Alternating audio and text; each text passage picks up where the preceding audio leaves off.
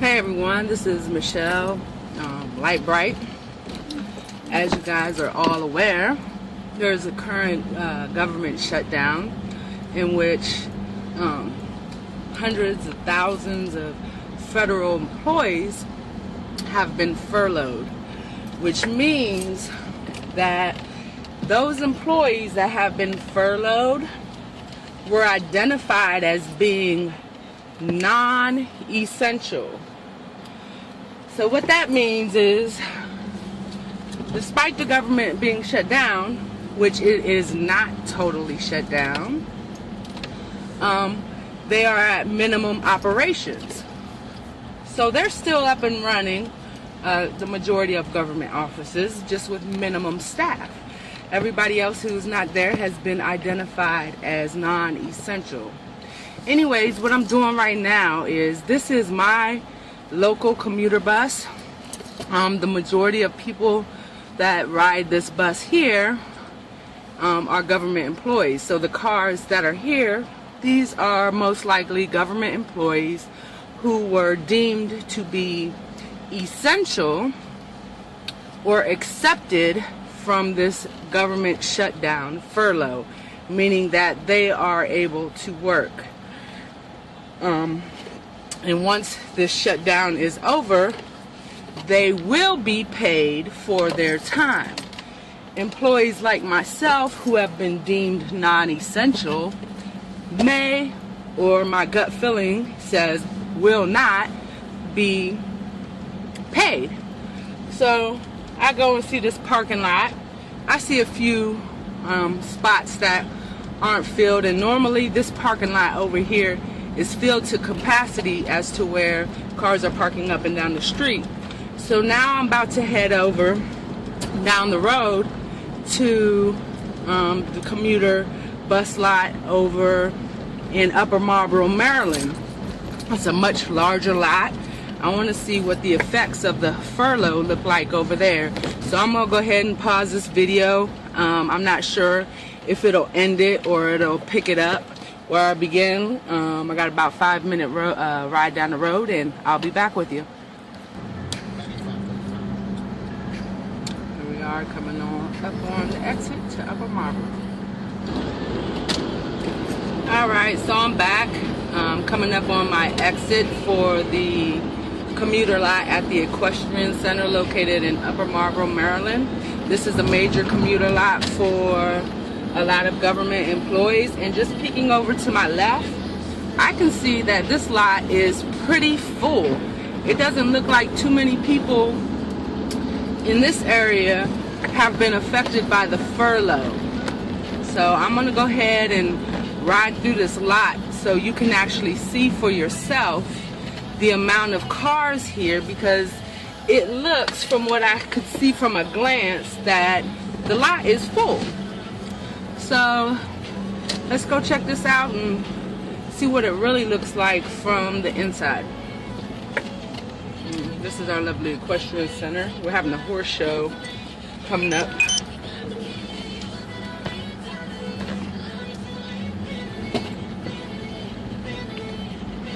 Alright. So down here they got all the stuff for the horses and whatnot. The 20th annual Challenge Horse Show at the Showplace Arena on September 21st through October 6th. Free admission. Anyways, as you can see, we're in the lot now. There's cars parked up and down the sides. Let's see. Looks like a pretty full lot here. I'm just going to go ahead and take my time and ride through. So you guys can see, this is where, on the other side of this bus to the right, is where the commuters actually stand to catch the bus. And there's also additional parking to the right, which they can't use at this point now because it looks like they have horse trailers down there. But this is all commuter lot parking. Okay, I'm gonna take out the charge. Something's going on funky with my phone. Anyways, as you can see, this lot is pretty full. Drive it around, got some police cars over here. So yeah, so the lot still looks pretty full.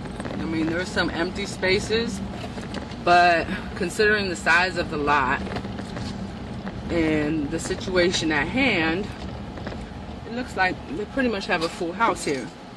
So it doesn't look like too many federal employees were affected by this furlough in this particular area. But I just wonder, out of curiosity, if you are a federal employee who was in fact furloughed, how does that make you feel to know that you and your job is considered to be non-essential, in that if the government shuts down at any point, that you're out of a job? You don't have no work, no pay, but yet your bills are still there. You still have to buy food for you and your family, or if you have kids, they have needs. Gas, even if you want to try and go find some temporary work to subsidize your income while the furlough or shutdown is occurring. How does that make you feel? You know, I thought about that and it really pissed me off, because I know I bust my ass and I hold my job to the highest amount of integrity that I have. I execute my job with the highest amount of integrity. I feel like I have a sense of responsibility with my job. I'm a budget analyst, so I take my job personal to ensure that the federal government executes their budget in a manner that is responsible with the taxpayers' dollars. Your dollars, my dollars, your family's dollars, everybody who's paying into the tax system.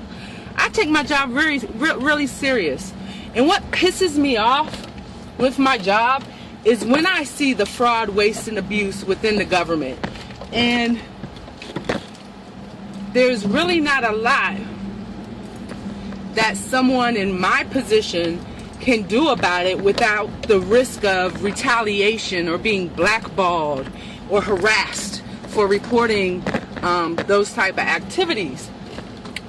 However, without getting all into that, this is just, you know, it's a reminder to me, this whole situation, seeing all these cars out here of people working that may not receive their pay, you know, on time, but will receive their pay. It's just a reminder to me to keep pursuing my dreams and keep believing in my dreams and keep doing what I'm doing. And for those people that, you know, want to talk about me or look at me cross-eyed when I tell them what I'm doing and how I'm doing it and why I believe in it, you know, well, let them keep doing what they want to do, because those are the ones who are dependent upon these government jobs, that are dependent upon these handouts, that are living paycheck to paycheck. They have horrible credit, you know, and in a time like this, they're panicking. Me, I'm not. I live below my means. I have money in the bank. I have my own business that I work part-time on the side that I'm building. And, you know, I'm looking at this as an opportunity for me to work on my business.